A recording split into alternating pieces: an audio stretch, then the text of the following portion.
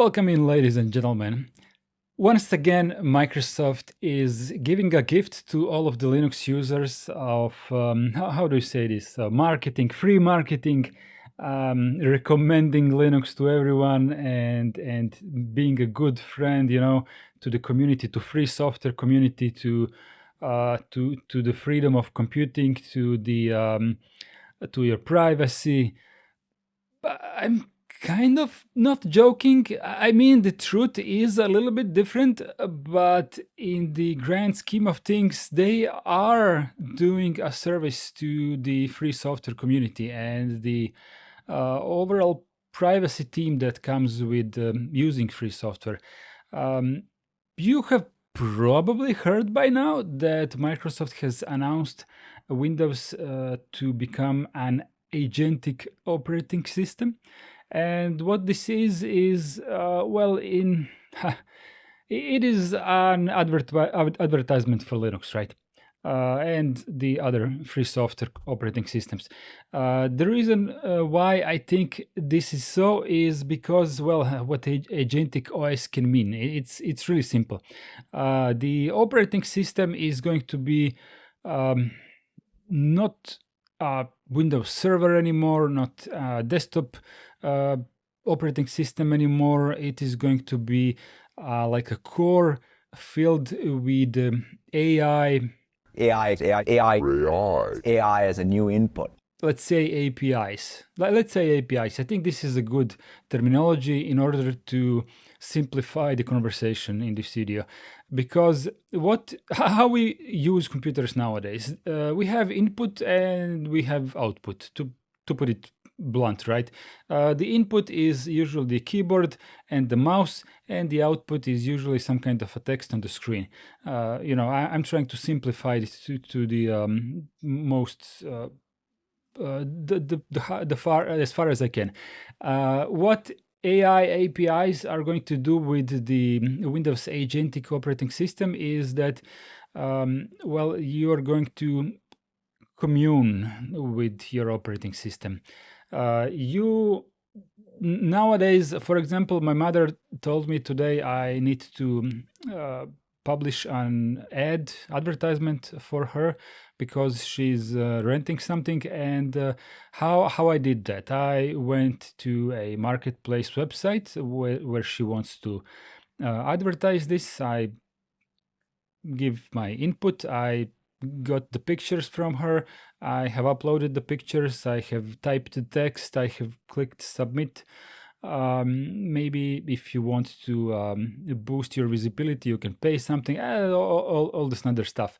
These things with agentic operating system are going to look slightly different. So there are multiple ways you can approach this from your imagination, but all things considered, you will take a picture of your house, and when you come back home and sit with your computer, and I said sit with your computer simply because Microsoft has already lost their fight with the mobile phones market, so they can't really spy on you while you're not sitting at your computer. But they can know what you need when you sit at your computer. So you upload your photos. Your photos have usually geolocation. The computer will see that your photos have all of the same location. The layout of the photography is kind of like you want to show this to someone.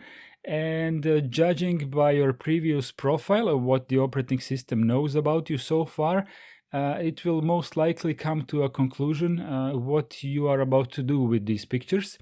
And if you don't have the tendency to take a picture of your house usually, it will most likely not have too much difficulties guessing that you will want to publish this somewhere, maybe make an advertisement, and it will offer you at the very moment when it detects your pictures, it will offer you to do something with your pictures. Maybe it will tell you, do you want me to publish this as an advertisement? Are you selling? Are you renting or whatever? I think this is a fairly easy, educated guess to to train the AI, right? And by AI, I mean AI. So it will do this for you, and it will maybe sell for you. It will maybe have another agent that is hooked up to your bank account, and it will take your payments from your renting customer and put your money in the bank for you.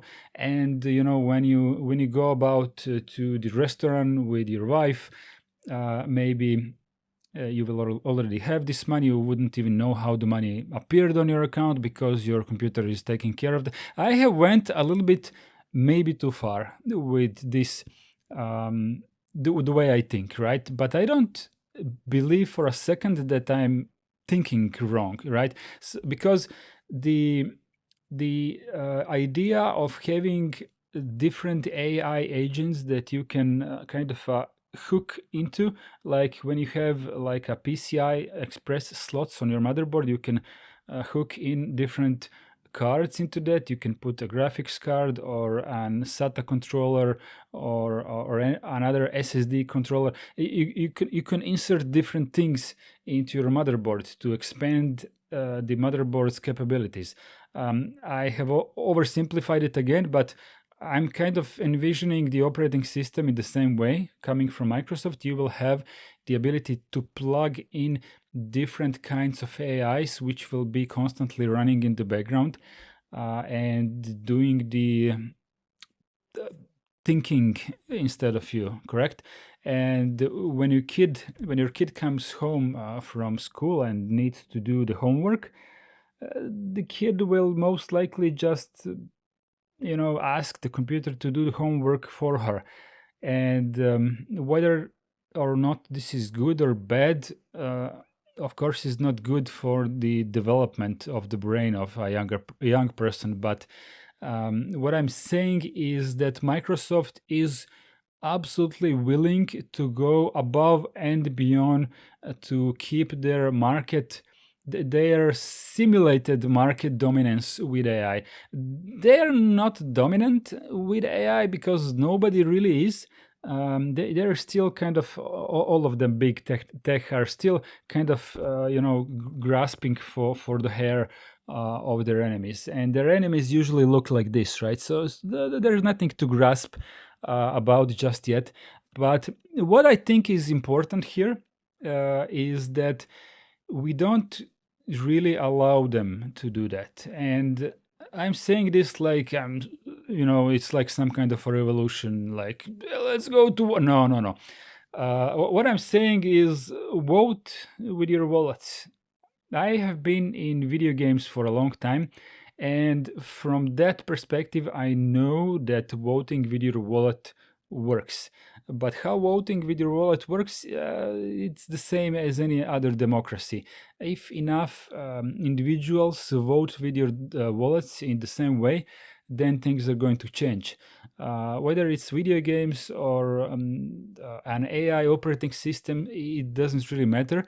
If enough people switch to Linux, because Linux is really good, like it's really good, and it's not just coming from a person who has a Linux YouTube channel with a red fedora on his head. It's just that nowadays Linux really is in a very good spot. Now, if you are some type of a how do you call yourselves, an artist that needs very high-end software for audio production, or for I don't know, DJing, or I don't know, Photoshop.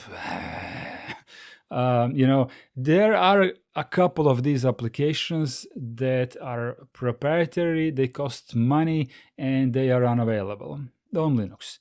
And the reason why this is so is because all of these people, the users of this software, are simply unwilling to move operating system. So the manufacturers of these software that are clearly missing on Linux are unwilling to invest into existent users. So it's kind of like a chicken and egg problem. But other than these couple of applications, and if you are one of those people who really needs that, I am sorry for you. You're going to have to use the agentic operating system. I cannot help you.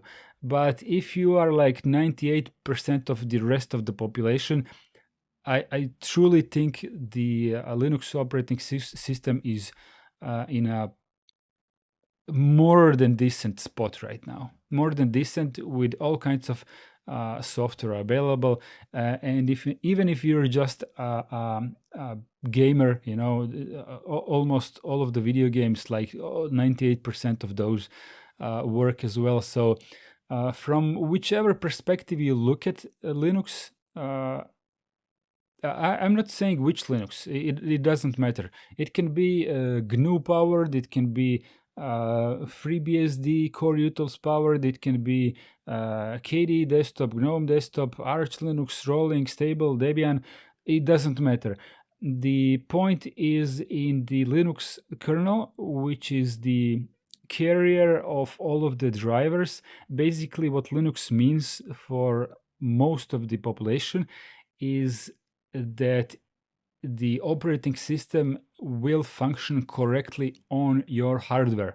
And when I say on your hardware, I mean whatever, you know, like most of the hardware, the big majority of hardware is fully supported out of the box. You don't have to worry about drivers, about nothing.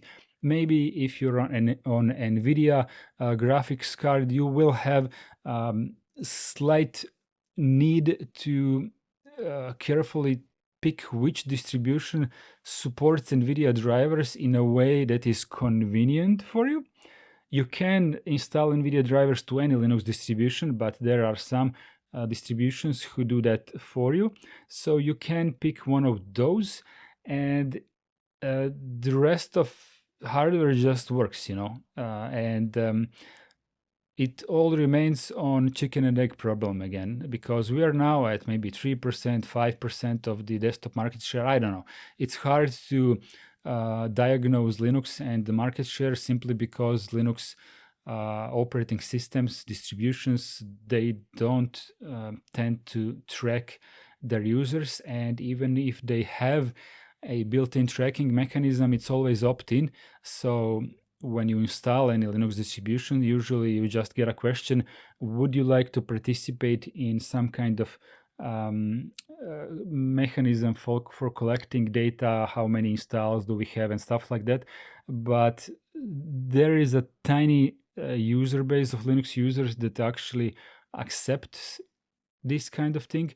So the only way you can track Linux users is by having a really huge website that is very well visited, and just listing your logs and seeing from what operating systems your customers are coming from. But that falls into the water as well, because many Linux users actually have their web browsers set up in a way that they present themselves as Windows web browsers. So on these websites, they will have a number skewed a lot more towards Windows users, no matter that some of these are actually Linux users. And why we do that is because of privacy. The best way to stay private is to bend within the crowd, and I meant blend with the crowd and just stay out of sight. And you know, if the most of the crowd is on Windows, just pretend that you're a Windows user as well, and nobody will notice. So that's one of the ways of doing privacy. And Linux will absolutely remain old school in a way that maybe in the future, if you will want to have your own AI agent on Linux, you will be able to do that once our home hardware is good enough so that you can run it locally without this AI agent that you have locally installed, even reaching outside of your computer. But for now, this is not possible. The any kind of AI agent that you can run on a consumer PC is fairly crap and not at all useful. I'm not talking about small LLMs and stuff like that. You can run those, but they're not as good as stuff like ChatGPT. And even ChatGPT is not, I mean, even that one hallucinates quite a lot. So it's not a good outlook on home computers just yet. But where am I heading with this is that Windows and Linux are I wanted to say that they are forking in vastly different directions, but they have never even been in parallel. It's just that Linux has always been on some kind of a straight line in terms of privacy and how it is being used and how Linux as a computer is being your servant and you are the master, right?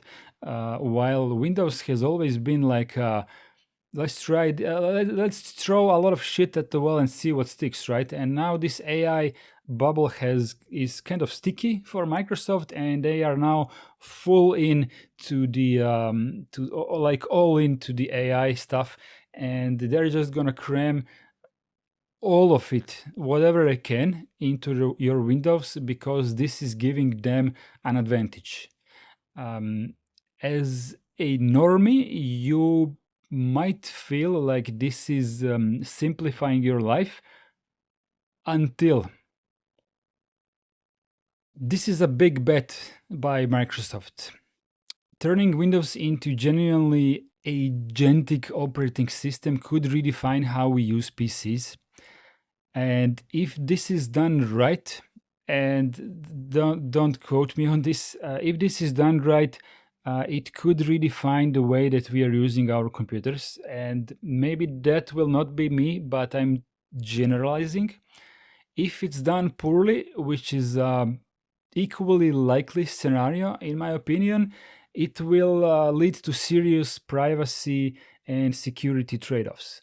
And if you're on this channel, you are more likely to agree with the second part of my opinion here. But generally, this is not going to happen overnight. We can influence the direction where our operating systems are heading by accepting our matter of choice and simply choosing what we think is better for us. I have already chosen free software. I have already chosen Linux. I also use the BSDs, but in general, it is all a part of one bigger like ecosystem of free software. I have been a free software user for the majority of my lifetime, and I don't think where Microsoft is heading with this is a genuinely good direction. It may bring some benefits. For example, if you're a blind person and you can't see, you might be inclined to use something that is truly understanding the contents of your screen and is talking to you, or maybe it's giving you some other type of feedback. But these are some of the exceptions where true privacy focused operating system will have a lot of catching up to do. I'm talking about Linux. And what I said earlier, if these kinds of AI agents become viable on our locally run equipment at home, meaning something that we can actually afford, and if this is like truly open source and free software, and you can absolutely be sure that this semi-intelligence is unable to trick you or make a fool out of you, or if you trust it enough that it will not turn its back on you or anything other than what humans usually do, right? It may be available. I don't know. You tell me. And if you can't join in the comments or press these like buttons, join the channel and, you know, coffee links, and maybe just take a look at the my most favorite people that are somewhere here above my head.